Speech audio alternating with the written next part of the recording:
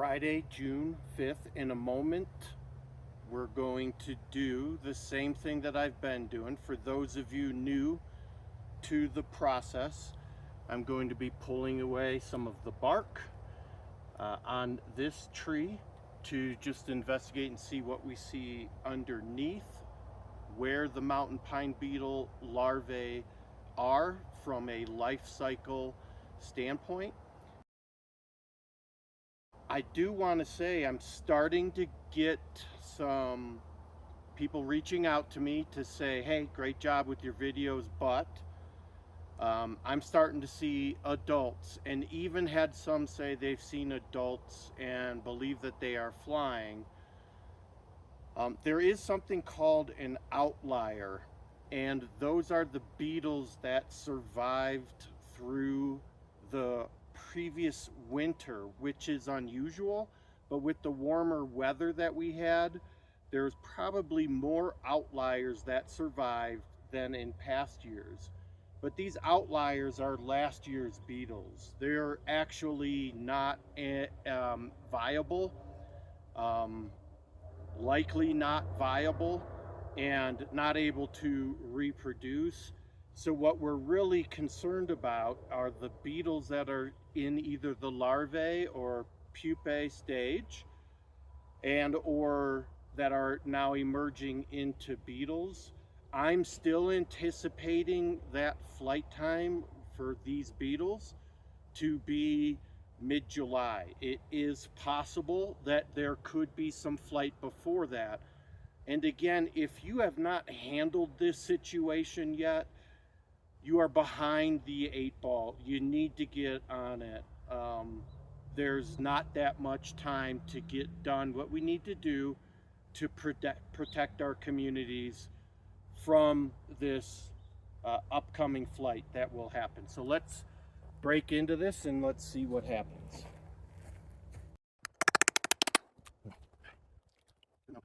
This is interesting, not surprising, but this is interesting. We've got a live Rocky Mountain Pine Beetle right here. You may have been able to see it kind of cruising around. This is a good sized beetle. That's full size. So this is an example that Ryan Reed, an arborist who hails out of Evergreen Meadows,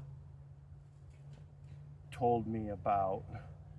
This is like when we see toddlers with adults, but we don't see any teenagers. There's no pupae in this mix. That's that second stage of life after larvae. There isn't any in this mix, which tells us that that beetle is an outlier. So that was alive. I think I might have accidentally killed it. It was alive when I removed the bark. It's a full-size beetle. It's significantly larger than the larvae, and there's no pupae found. So that's what we call an outlier. I'm going to eat a little bit of crow here, but hey, at least it's going to taste good. This is a good update. When I originally recorded and created this video, I misidentified these beetles, assuming that they were mountain pine beetles. These are now, I can confidently say, Ips beetles. And I really want to thank Wes Bishop, a local arborist out of Bailey. I highly recommend for pointing this out to me. They look very similar to a mountain pine beetle. They're similar in color and similar in shape. They're a little bit smaller. And again, we do know that they're active now. Additionally, earlier in the video, I misidentified this reddish, bright reddish, darkish colored beetle as a mountain pine beetle. And this is actually a turpentine beetle. Here's a photo, by the way, that Wes actually posted on Nextdoor on May 15th, which points out the 5 different beetles that are active in our forests. And I'll list all of them out here for you so you can associate them with the letter. But C is the mountain pine beetle, B is the turpentine beetle, and E is the Ips beetle. I've now seen large beetles inside this piece of wood. I consider those to not be viable. They're slow moving, they're sluggish, and they're really big, which means they've been living for a while. These are likely outliers that survived through the winter period from last season, and they're not viable.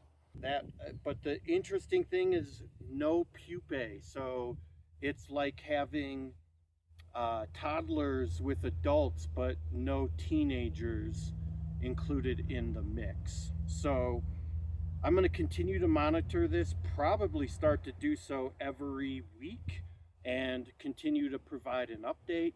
Please again follow me, Rocky Mountain Firewise by Ponto. You can find me on both Nextdoor and on Facebook. Thank you so much.